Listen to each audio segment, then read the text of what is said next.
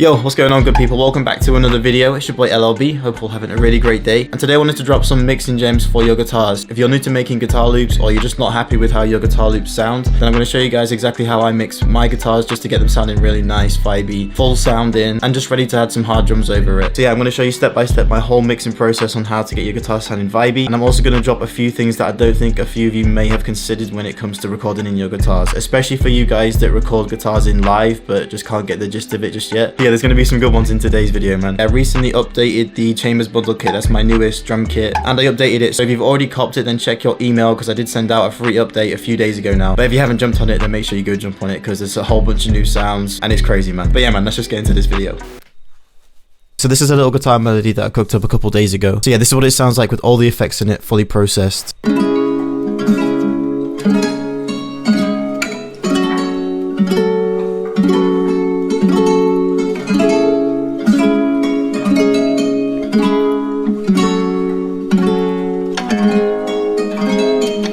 Yeah, it's got that real nice warm sound to it. It sounds really nice and full. And all I did was play a couple of chords and one little top line over it. But there's a couple really important things that you need to consider when you're making your guitar melodies. So the most important thing, and this is specific to you guys that are recording in your guitar loops live, whether it be electrical or acoustic, and that is that the quality of how you record the guitar makes a massive difference. If you can get a good take when you're recording in your guitars, honestly, it makes life so much easier when it comes to processing these things. So before I actually touch mixing this loop, I want to just give you guys some tips on how you can get the best take, and then it makes the whole mixing process a lot easier. So the first thing is your mic position. So what you want to do is position your mic in between the, I don't even know the name for it, but the hole in the guitar. You want to kind of position it in between there and where the neck starts. So it's just kind of like above where that hole is in the guitar. Make sure you haven't got any background noise coming in, you know, like the sound of traffic coming from outside, or, you know, any sounds that are happening in the house. Make sure, you know, you've got a nice quiet room when you do it. So that's a good starting point for when you're recording. Just make sure you're nice and close and you've got the mic in that position. Once you've got that, then you just need to go in and make sure you get a really good take. Just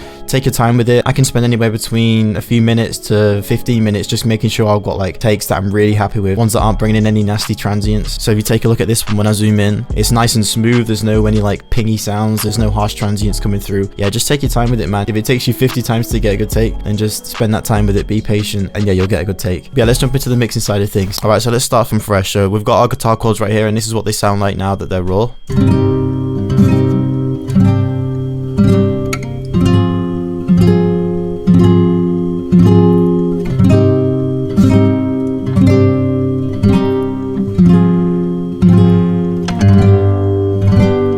Okay, it actually doesn't sound too bad, and that's what I mean about getting good takes. You know, if you get a good take, then this part becomes really easy. So what I'm going to do is just open up a mixing preset that I put together, and this preset is actually included in the Chambers bundle kit. So if you want to save a bit of time, then I'll leave a link in the description for you to jump on that. Alright then, man, so we got our chain right here. A little disclaimer, these are paid plugins, but they're not that expensive. They're not crazy expensive. So if you do have a little bit of budget and you really do want to make your guitar sound really nice, then honestly I'd recommend investing in these. So the first one is an EQ. You can use a Pro EQ, or you can just use the stock EQ if you want to. And this is what it looks like, but don't look at this too much. This is just like a starting point. Every loop's going to be different, so when you're EQing, it's going to be different every single time. The only thing that will be consistent is just rolling off this low end, but all of these little cuts are going to be depending on the loop. So what I'm going to do is just solo some frequencies, find any harsh frequencies, and just ease off on them a little bit. So anything that you can hear that sounds like really ringy and nasty in your ear, that's basically what you're looking for.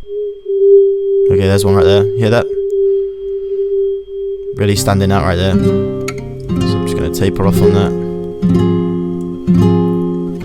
Okay, let's keep going. Okay, that's kind of still harsh right there.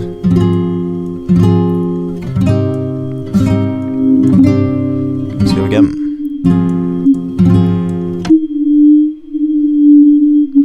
Okay, there's another one right there. You'll find that a lot of the boxy frequencies and then the harsh ones tend to be around this area.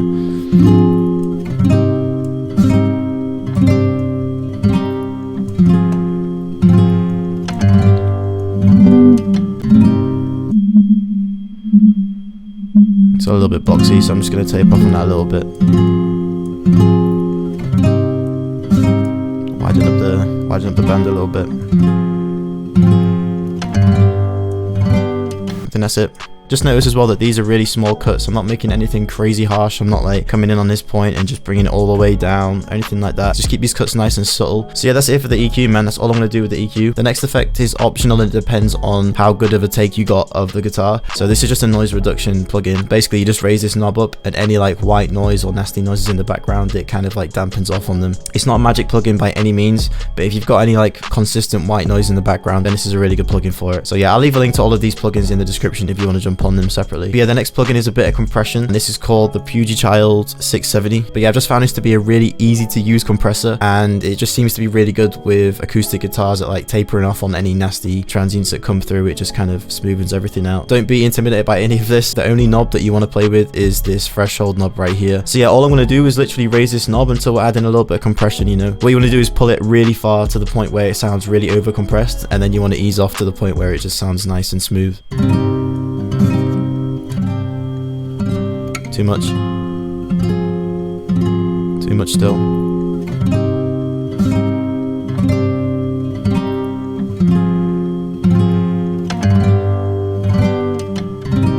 Okay, I like it like that.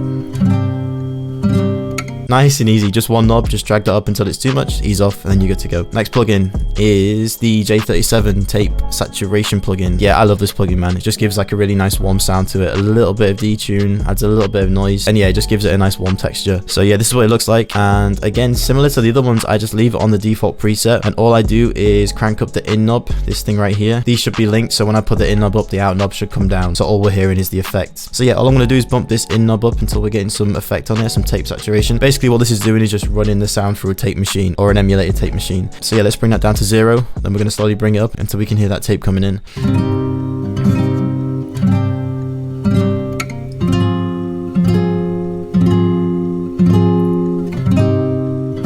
Okay, that sounds good. You can just mess around with some of these if you just want to see what everything sounds like. This with the bias. This with the speed. 15 ips will do sort of like the mid-range, the slower ips will bring in more of the low end.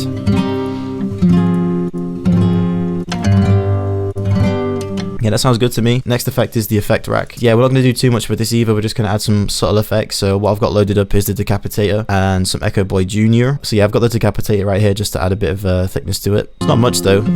Bypass it. It's just a little bit. So we just got a little bit delayed. You can notice that the mix is like really far down on this. It's just those subtle things that's just going to add that space to it, just make it feel like it's sat in a room. Turn the mix up so you can hear it. Yeah, nothing crazy though, just way down low. Okay, that's on the studio tape preset. Feedback's kind of like a third up, echo time 1/8. But again, with this, it depends on the vibe you're going for with your beat. For a faster beat, you might not even need delay. So that's that delay. And then this last one is actually a chorus. So what I'm doing right here is I've just basically set this to trigger super fast to the point where it sounds like a chorus. So what I've done is gone to this time knob down here, turn the echo time all the way down to 0. And then I've just found a preset that I like the sound of. So yeah, let me crank the mix up so you can hear what it sounds like. It's got that guitar, it's got that chorusy kind of vibe to it. Play with the presets. Plex is a nice one. Space is a good one. It's more like a detuned one. Just leave it on Plex actually. Turn the mix back down on it.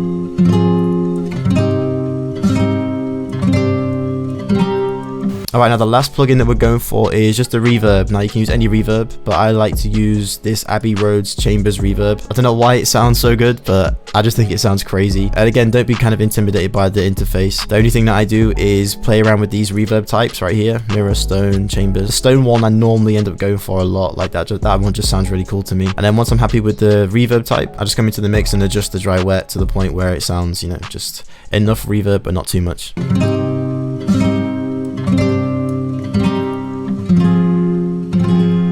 Too much right there.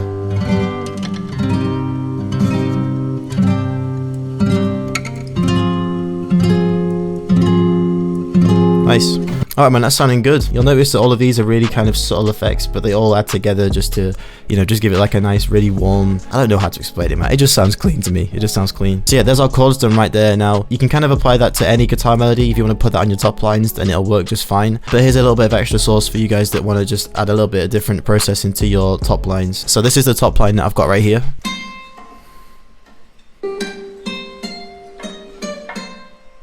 Okay, just little sprinkles on top of the chords to make it sound like, you know, a bit more Spanishy. Okay, this is what the mixing chain looks like. I actually went a little bit different on this one compared to the chords. So the first thing is just this noise reduction, just getting rid of any of those, you know, nasty sounds in the background. Bit of EQ. Just taking out a lot of low end, some of the top end as well, just because I'm playing the high notes and you get those kind of like twinkly, like kind of too sharp sounds in the frequency range. Then next was a bit of phaser. I think I just had it on the default preset right here. Just turn the mix down over here on the mixer. Some more EQ. I basically just did what I did earlier, is just find those really harsh frequencies, cycle through the frequency range, and just taper off on any of those harsh ones that are coming through. And then the last one was just some reverb, Valhalla reverb, tiled room preset. You can find that in the rooms presets, tiled room, it's right there. And then I just eased off on the mix, left it kind of heavy, wanted it to be a bit more spacey than the initial chords. Sounded clean, man. So this is what we've got all together.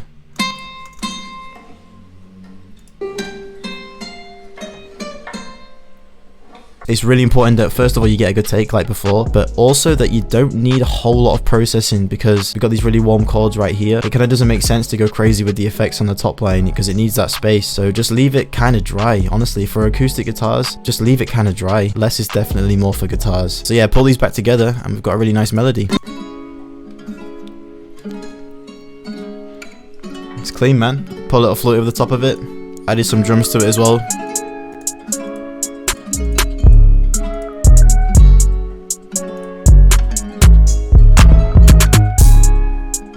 Banger.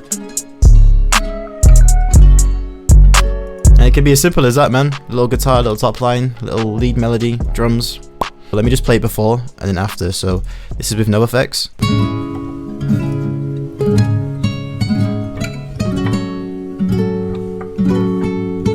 With effects.